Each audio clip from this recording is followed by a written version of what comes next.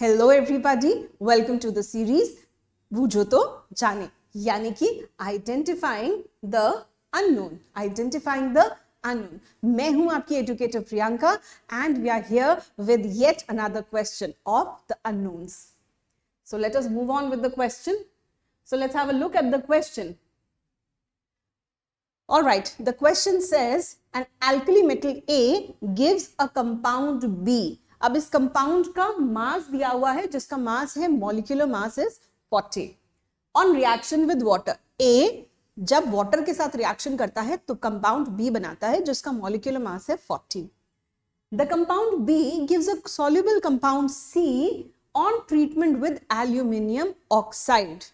Compound B aluminium oxide के साथ reaction करके कंपाउंड C बनाता है. Identify A, B and C and give the reactions involved. All right. तो अब यहाँ पे ये क्वेश्चन ने पूरा आपको घुमा दिया. देखते हैं ये क्वेश्चन को हमको बीट कैसे करना है. तो ये क्वेश्चन कह रहा है कि एल्कली मेटल A है, यानी कि एल्कली मेटल कौन कौन से हो सकते हैं. लिथियम, सोडियम, पोटेशियम की ही बात आपसे की जा सकती है. अब इनमें से मॉलिक्यूलर मास 40 किसका होगा.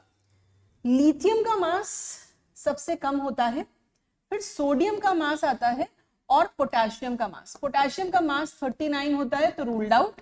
लिथियम का मास काफी कम हो जाएगा इससे, तो 40 तो आएगा ही नहीं, so this is also ruled out. बचा कौन. सोडियम. सोडियम का मास होता है 23. ठीक है.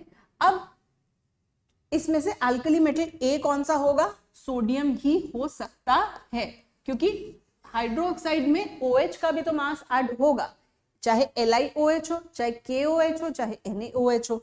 तो यहां पे आपको ये क्लैरिटी हो जाती है कि 39 plus 16 oxygen plus 1 hydrogen 17 is not going to be 40. Alright, तो ये डेफिनेटली सोडियम ही है. ठीक है.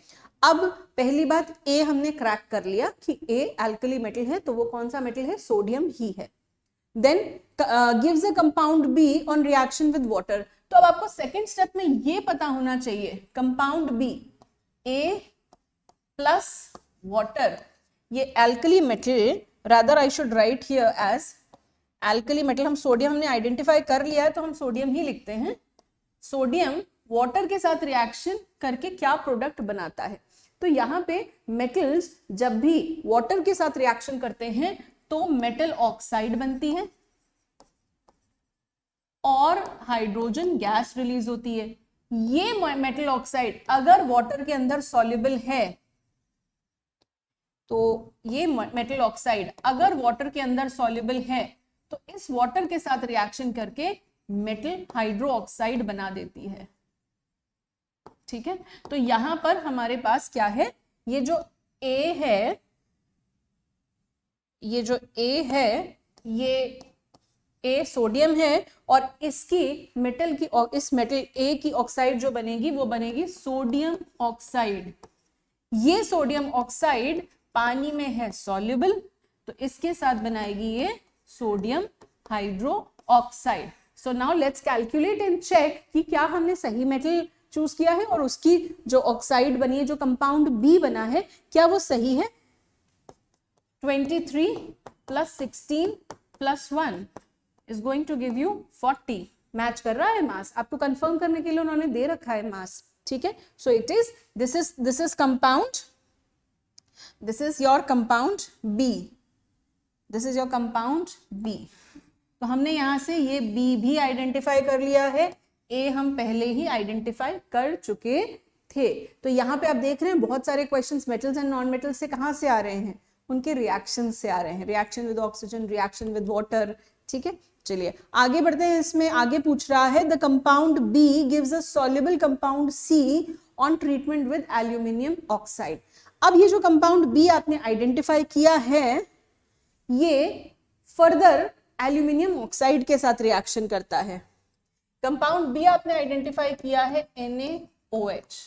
ये रिएक्शन कर रहा है एल्यूमिनियम ऑक्साइड के साथ और एक सॉल्युबल कंपाउंड बना रहा है. अब आप याद करिए, आपने पढ़ रखा है कि एल्यूमिनियम ऑक्साइड कैसी होती है, एम्फोटेरिक होती है नेचर में.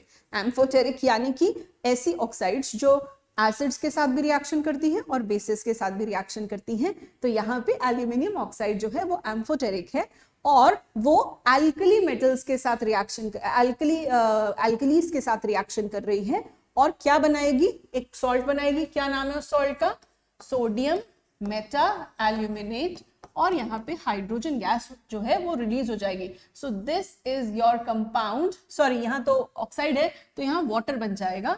सो यहाँ this is your compound C, compound C. So अगर आप देखें इसको, अगर हम एक साथ लिख दें तो सोडियम प्लस वाटर, यहाँ पे आपको दे रहा है सोडियम हाइड्रोक्साइड जो कि है आपका, ये हो गया आपका A, ये हो गया B। Now this B is reaction.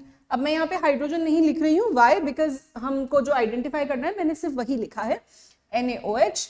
Now इसके बाद आपको यहाँ पे रिएक्शन आपने Al2O3 के साथ कराया और आपको मिला NaAlO2।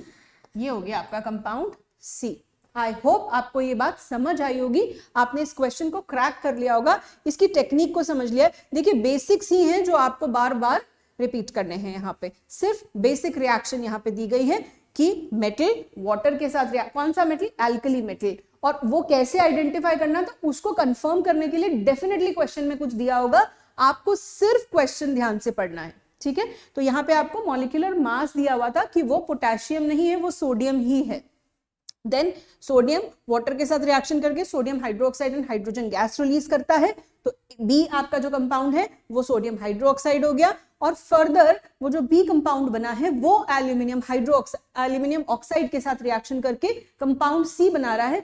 तो आपको यहाँ पे एम्फोटेरिक नेचर याद रखना था कि कुछ मेटालिक ऑक्साइड्स एल्कलीज के साथ रिएक्शन करती हैं और यहाँ पे इस ऑक्साइड का एसिडिक नेचर शो हो रहा है। Aluminium oxide acidic nature show कर रही है क्योंकि वो बेस के साथ रिएक्शन कर रही है और एक सॉल्ट बना रही है, और साथ में वाटर रिलीज हो जाएगा जो मैंने यहाँ पे नहीं लिखा, ऊपर लिखा है, ठीक है।